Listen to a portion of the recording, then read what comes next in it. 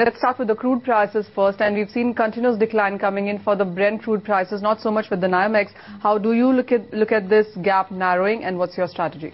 Yeah, I think this gap definitely is expected to narrow, but overall, I think oil has seen the last few days of a good session, I think, because of slightly decent numbers of the building permits and also a good demand towards the Spanish auction. This gives a slight momentum to the overall crude sector. I think for the day, we suggest traders to go long on this commodity, I think to dips to about 53.50 with stop loss below 5300 and looking at a target objective of 54.10, 54.50. Vijay, what's your call? How would you want to play crude prices for today? Manisha, I would remain with my view of yesterday that the premium that was being enjoyed by Brent crude over WTI over the last couple of quarters, the best of that premium is over. And I think if one was to take international strategy, short Brent crude and long WTI crude makes eminent sense.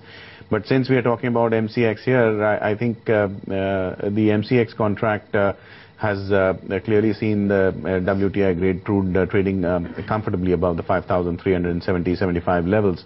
So I would venture out a small sized buy in the MCX April futures, and May would actually be a little more comfortable here. But I would keep a stop loss of 20 rupees and no more, because anything more than that, and there would be a threat of a profit-taking decline coming into this. And on the upside, I would expect book profits as and when 30 to 35 rupees start accruing on this trade. Ashish, let's talk about the precious metals now. And even when it's wedding season in the Indian markets, and we have Akshaya Tritiya coming in the next week as well, there's not so much of a physical demand that is reported in the Indian markets. I think the overall attraction for gold as a hedge against the domestic inflation may probably ease out, because if inflation continues to remain slightly under control, demand for gold does get subdued. Yes, next week definitely is Akshaya Tritiya, but the prices still, I would not say, have corrected to such attractive levels that people would want to shell out money to go and buy lock, stock, barrel. But as far as the international scenario is concerned, due to the strength in the euro against the dollar, probably over the Spanish deal, seems gold may have some momentum for the day. I would suggest traders to go long on this commodity. Near 28,450 to 480 is the range, with stop loss below 420, looking at a target price of 600 to 650 on the higher side. Ashish, also, how about silver prices? Because the latest COMEX report says that it's at a 10-year high, the inventories in COMEX for silver. Do you think that would continue to put pressure onto that commodity?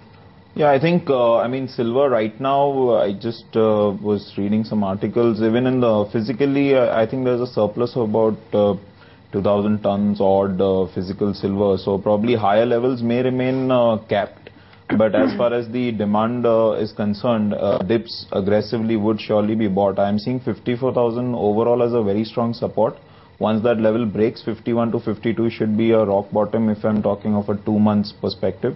But on intraday basis, one can definitely look at trading in this range of 57,500 to about 55,000 on the lower side. Vijay, what's your sense on precious metal prices for the day today? Do you think it's a good time to buy, at least for the near term? Not really, Manisha. Unless silver goes above 57,450 or 57,500 would be better.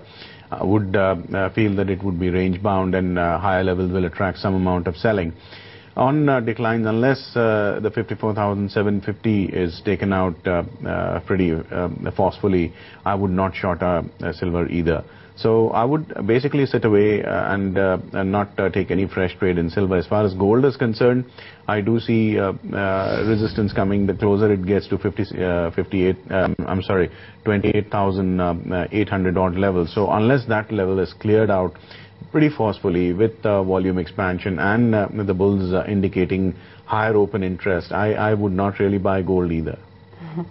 Okay, how about the base metal space then, Ashish? Because on one side there was a positive statement from South Korea that they would buy into Chinese stocks for next 3 years. But then again, the Spain auctions yet again coming in on Thursday, something that's putting pressure. Yeah, definitely. I think the reason that you cited out has been one of the factors which has led to a sudden pickup in copper, which turned out definitely positive from the 410 levels to about close to 418 levels. So for a very short-term trading perspective, one should be with the trend. I would suggest traders to go long at dips to about 41650, 417 with stop loss below 415. On the higher side, very strong resistance is seen near the 421 mark. So one should exit longs and probably look at, waiting for again a sharp fall and then taking a view on buying side. Vijay, what's your sense? Which of the base metals do you think are good for trading today? Manisha, yesterday I indicated a buy in the Copper Mini in the April series, profits on which have been successfully booked. Now, since we have a good thing going, I would stick my head out and bet on the fact that I could be second time lucky also today. So I would go out and do the whole thing all over again. I would buy the Copper Mini futures in the April series at 415 levels. I would hold that with a stop loss at 412 and expect to book profits anytime between 418 to 419.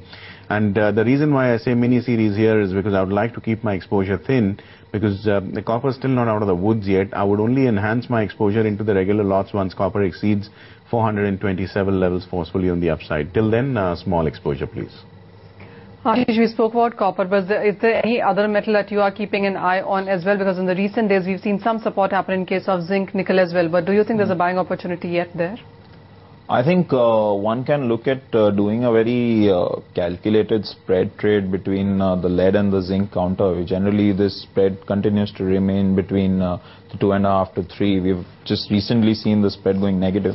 So keeping that in mind, I would definitely suggest traders to wait for the gap to narrow to about 2, 2.5 in the lead zinc strategy. But look at buying lead and then probably selling silver to keep the position slightly hedged to some extent.